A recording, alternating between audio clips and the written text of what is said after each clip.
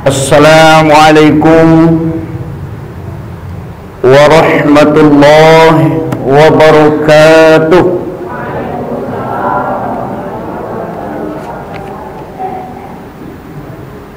Alhamdulillahilladzi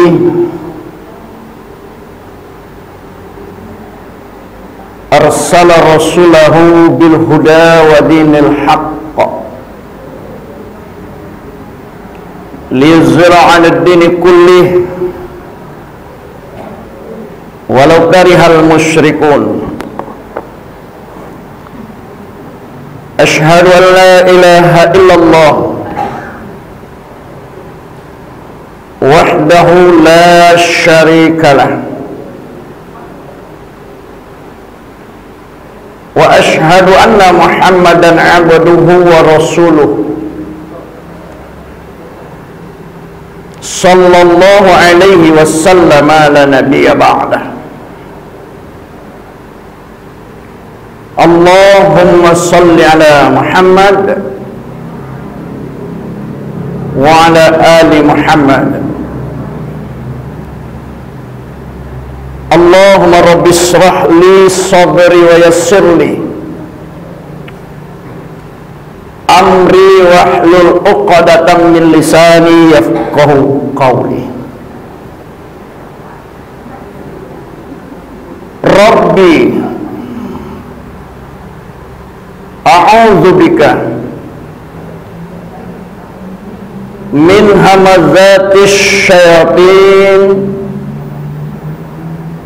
wa a'udzu bika rabbi ay yahdurun. Amin ya rabbal alamin. Qala Allah Ta'ala fil Qur'anil Karim, na'udzu billahi minasy syaithanir rajim. Bismillahirrahmanirrahim. Wallahu akhrajakum min butuni ummahatikum la ta'lamuna syai'a wa ja'ala lakumus sam'a wal absara wal af'idah la'allakum tashkurun. Shadaqallahul azim. Kita berlindung kepada Allah daripada godaan syaitan yang terkutuk dengan nama Allah yang Maha Pengasih lagi Maha Penyayang. Dan Allah mengeluarkan kamu dari perut ibumu dalam keadaan tidak mengetahui sesuatu apapun, dan Dia memberi kamu pendengaran, penglihatan serta hati agar kamu bersyukur. Maha benar Allah dengan segala firman-Nya. Al-Quran Surah An-Nahl ayat 78. Bapak-bapak, ibu-ibu, kaum muslimin dan muslimah, jamaah salat maghrib Masjid Nurul Iqdam yang dirahmati Allah. Pertama dan utama sekali, marilah kita dengan perasaan yang tulus serta ikhlas menyampaikan rasa puji dan syukur kita ke hadirat Allah Subhanahu wa Ta'ala, karena sampai detik ini Allah masih melindungi kita, memelihara kita, dan mencurahkan rahmat dan nikmatnya kepada kita, sehingga di sela-sela kesibukan kita masih dapat hadir di rumah Allah ini untuk menunaikan sholat maghrib secara berjamaah dan dilanjutkan dengan wirid pengajian. Mudah-mudahan sholat yang kita kerjakan tadi diterima oleh Allah dan dibalasnya dengan pahala yang berlipat ganda. Amin ya rabbal alamin. Di samping itu, sholawat serta salam tidak lupa kita kirimkan kepada junjungan kita Nabi besar Muhammad sallallahu alaihi wasallam. Allahumma salli ala Muhammad wa ala ali Muhammad. Bapak-bapak dan ibu-ibu, kajian maghrib kita pada malam hari ini yaitu tentang 6 penyakit hati yang menyebabkan pahala ibadah kita habis. 6 penyakit hati yang menyebabkan pahala ibadah kita habis.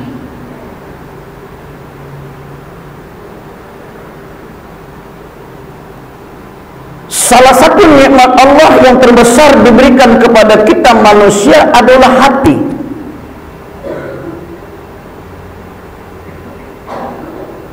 Dengan hati kita bisa memahami sesuatu, dengan hati kita bisa merasakan sesuatu, dengan hati kita bisa menggerakkan sesuatu.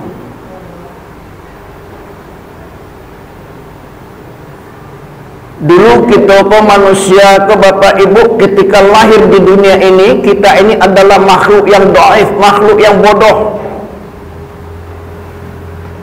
makhluk yang tidak tahu satu apapun. Lalu Allah memberikan kita nikmat pendengaran, nikmat penglihatan, serta hati. Ini ditegaskan Allah dalam surah An-Nahl ayat 78 tadi. Wallahu akhrajakum min butuni ummahatikum la ta'lamuna syai'a. Dan Allah mengeluarkan kamu dari perut ibumu dalam keadaan tidak mengetahui sesuatu apapun juga.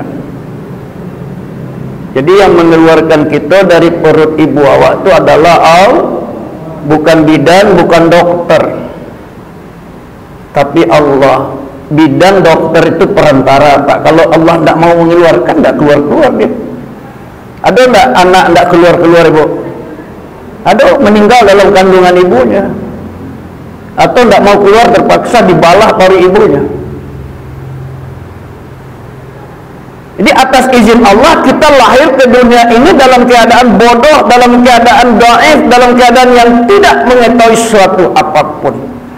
Lalu kata Allah, waja'ala lakumus sam'a wal absar wal afidah la'allakum tashkurun. Lalu Allah memberikan kamu pendengaran, penglihatan, serta hati agar kamu bersyukur. Ketika lahir ke dunia, yang pertama kali berfungsi apa, Pak? Ketika kita dilahirkan oleh ibu kita, yang pertama kali berfungsi dari alat tubuh kita itu apa, Pak Ibu? Telinga, Pak. Betul nggak, Pak Bu? Itu makanya disunahkan oleh Rasulullah, ketika bayi yang lahir itu diazankan di telinga kanannya, diiqamahkan di telinga kirinya, maka ketika itu berfungsilah pendengarannya. Itu pengalaman ambo mengazankan anak ambo. Beda ketika saya mengazankan anak orang lain, Pak. Ambo semua ini baru 3 kali mengazankan anak ambo jamaah iqamah kan. Kenapa? Karena anak saya cuma 3. Anak orang lain banyak, Pak. Mungkin. Ketika saya azankan anak saya itu seolah-olah terjadi komunikasi antara ayah dengan anak. Ketika diazankan berfungsi matonya, Pak Ibu, dibuka matonya. Inilah sesuai dengan ayat, Pak. Pertama, Allah berikan pendengaran, diazankan. Setelah diazankan, berfungsi matonya, cari di mana sumber suara. Setelah itu baru berfungsi hatinya, Bapak Ibu. Ketika bayi sudah berfungsi hatinya, dia sudah tahu lapar, dia sudah tahu haus, dia sudah tahu dingin, panas. Dengan apa sinyal diberikannya? Dengan nangis. Semua itu diberikan Allah adalah la'allakum tashkurun, agar kita bersyukur. Dengan pendengaran, dengan penglihatan, dengan hati itu kita pagunon untuk taat kepada Allah.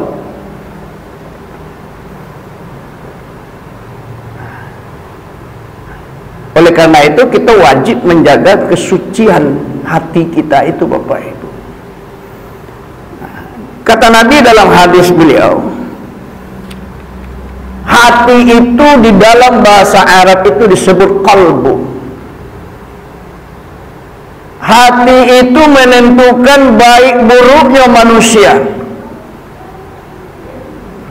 Hadis Nabi riwayat Bukhari dan Muslim, kata Nabi, ala wa inna fil jasad mudghatan iza salahat salahal jasadu kulluhu wa iza fasadat fasadal jasadu kulluhu wahiyal qalbu, ala wahiyal qalbu. Ketahuilah, kata Nabi, sesungguhnya di dalam tubuh manusia itu terdapat segumpal daging. Jika segumpal daging itu baik, baik pula lah seluruh tubuh manusia. Jika segumpal daging itu buruk, buruk pula lah seluruh tubuh manusia. Ketahuilah, segumpal daging itu adalah hati kecil. Kalau hati seseorang baik, Bu, baik pula tangannya, baik muncuangnya, baik matanya, baik kakinya, baik telinganya. Betul apa indah Ibu, Bapak? Betul. Tapi kalau hati seseorang itu buruk, Bapak Ibu, buruk pula muncuangnya, buruk pula tangannya, buruk pula kakinya, buruk pula telinganya, buruk pula pikirannya. Jadi hati sangat menentukan baik buruknya seorang manusia. Oleh karena itu wajib kita jaga hati kita ini dari penyakit hati. Barabana banyak ibadah kita, Bapak Ibu, tapi penyakit hati kok. Salah satu ada Jawa atau keanam-anamnya ada Jawa, percuma ibadah. Itu sama aja orang menangkap ikan, Pak. Tangguk rapek, keranjang jarang, sebanyak nan dapet, sebanyak tu pulau na hilang. Awak rajin ibadah, tapi penyakit hati itu salah satu ada Jawa, pupus sudah pahala ibadah kita. Pak Ketua, bisa tambah satu lagi nih, buat adinda kita.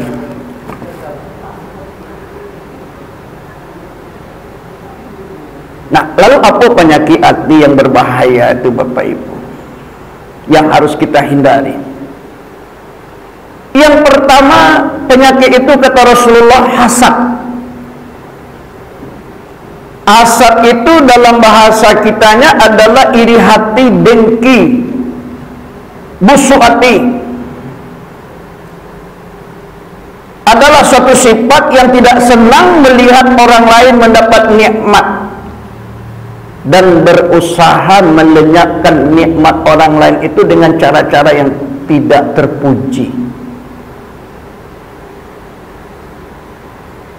Contoh,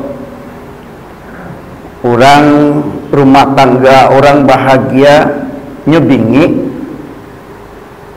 ini Bu, Orang bermesraan jo lakinya di rumahnya, di atas teras rumahnya, kita gini, baca calian bana mesra jo orang. Ini aja bininya jo lakinya berdua pula salahnya Pak Ibu. Kenapa demikian? Karena dia tidak bisa seperti itu dengan suaminya. Iri. Dapat jodoh anak orang nyeboh jo, indah dapat jodoh anak orang nyeboh jo. Itu iri hati. Tentu ia nak di pemurah-murah sekurang tu murah saja dapat lakinya. Cuma nak dapat jodoh anak orang lah perawan tua lah gaek lu dapat jodoh le. Jadi anak ambo kok.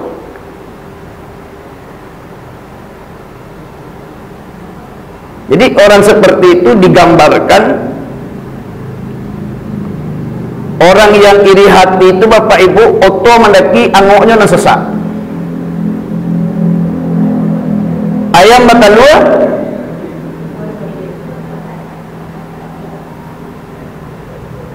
iri hati. Ini bahaya kalau dipelihara. Kata Nabi, iyyakum wal hasada. Fa inna hasada yakulul hasanati kama takulun narul hatab. Hadis riwayat riwayat Abu Dawud.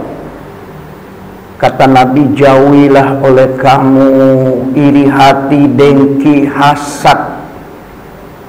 Karena hasad atau iri hati itu dapat memakan amal kebaikan seperti api memakan kayu. Kalau api memakan kayu, jadi kayu Bapak Ibu? Jadi abu. Abu tabangan di angin. Begitulah orang yang ibadahnya banyak tapi masih iri hati, tapi masih dengki kepada orang, ibadahnya habis sudah, pupus. Salat tahajud dia rajin, salat duhanya rajin, baca Al-Qurannya rajin, tapi masih jodoh memelihara iri hati. Habis, percuma ibadah. Setiap kita kok berpotensi sifat iri hati Bapak Ibu. Setiap kita ini punya potensi untuk mempunyai sifat iri hati.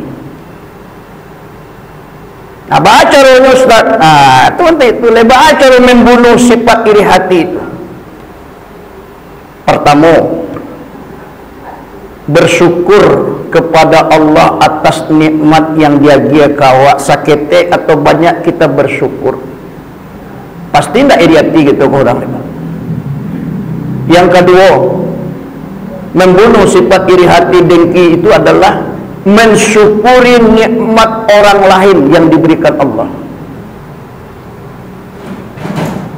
Kalau kita dapat nikmat awak bersyukur tuh biasa Bapak Ibu. Yang luar biasa itu ketika kita mensyukuri nikmat yang diberikan Allah kepada orang lain.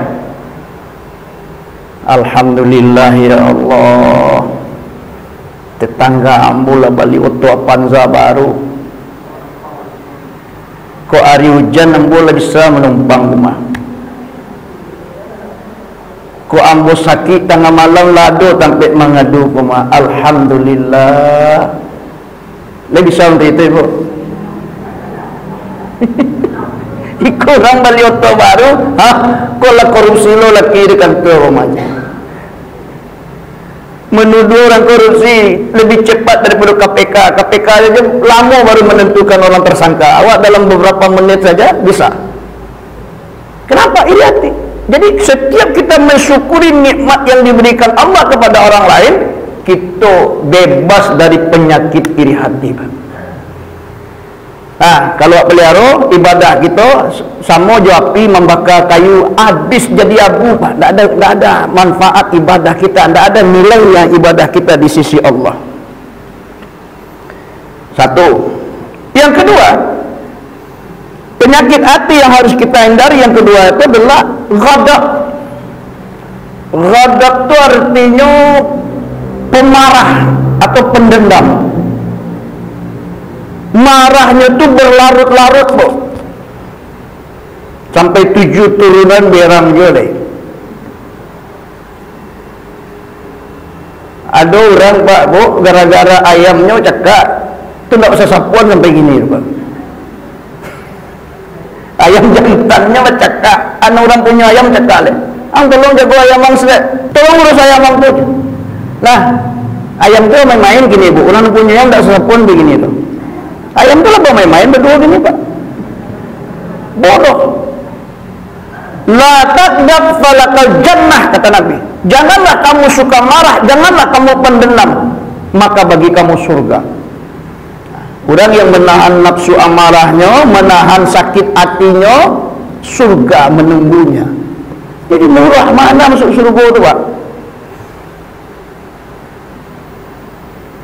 Kenapa? Karena marah itu berasal dari syaitan, ya kan?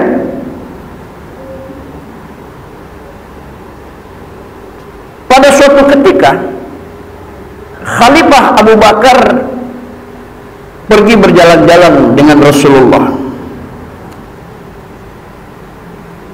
Di dalam perjalanannya itu Khalifah diiringi di orang kafir, diganggu, diejek lah Khalifah Abu Bakar.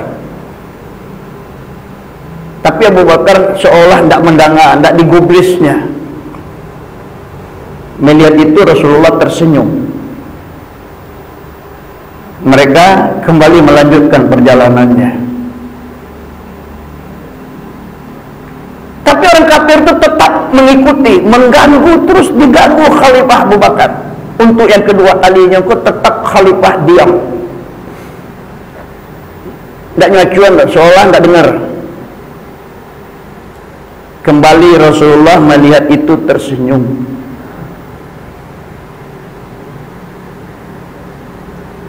Lalu mereka melanjutkan perjalanannya. Orang kafir lah namanya bu, mada lo pada gajah mada nih. Gajah mada, nama mada sama mada itu depan. Tetap dia ikuti, diiringi terus, dia ganggu terus Khalifah Abu Bakar dengan kata-kata yang lebih menyakitkan. Anak ketiga kau menjawab lah Khalifah. Tidak perlu merabuhnya depan, dijawab artinya dia layani. Melihat itu Rasulullah lari. Ya kan?